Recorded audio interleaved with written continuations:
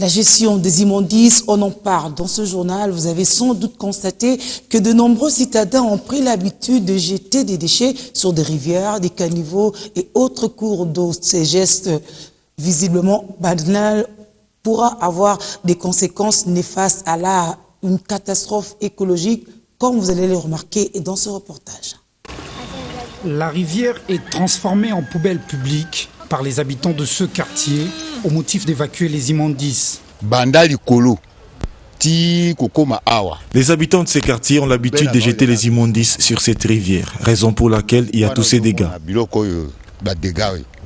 La rivière est considérablement bouchée par une quantité importante de déchets ménagers, matières plastiques et produits alimentaires, avec les incidences sur la qualité de l'eau ainsi que l'équilibre des écosystèmes. Le débit de l'eau a fortement diminué et cela conduit à ce que nous appelons l'eutrophisation, puisqu'il y a beaucoup de matières organiques qui s'y sont déversées, et là ça conduit à l'étouffement, et déjà la vie biologique aquatique aussi est en train de se disparaître. Il y a d'autres déchets qui restent sur le lit de la rivière, et ce qui empêche la filtration, puisque pour qu'une rivière se maintienne en existence, il faudra qu'il y ait filtration. Il y a une faible filtration qui s'est faite et il y a la précipitation, ce qui maintient la rivière en vie.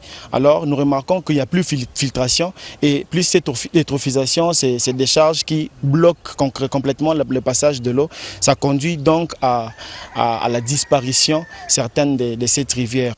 De l'autre côté de la rivière, ce sont des tuyaux, des fosses septiques qui déversent leur contenu dans l'eau, faute de canalisation appropriée. La gestion de déchets doit se faire d'abord au niveau des domiciles, donc au niveau de ménage. On doit avoir une gestion rationnelle de déchets.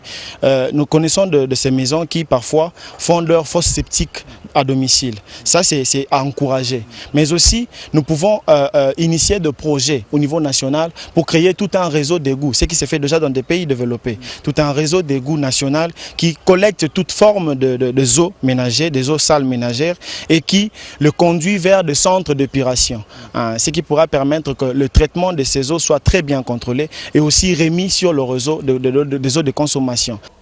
C'est une pollution de l'eau qui ne veut pas dire son nom, et cela peut influencer la prolifération de plusieurs maladies, notamment le choléra, la fièvre typhoïde et bien d'autres. La réalité est bien triste et tous nos efforts pour entrer en contact avec les autorités municipales se sont avérés malheureusement vains.